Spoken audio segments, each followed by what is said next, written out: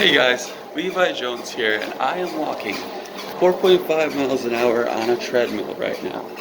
Now, treadmills are a godsend for burning calories.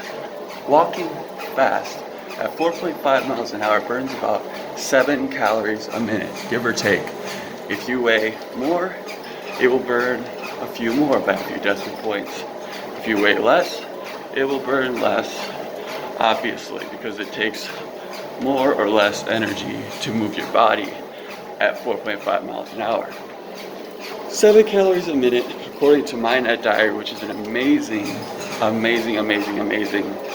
diet and exercise app. I have used it for over 2 years now and remain the same weight.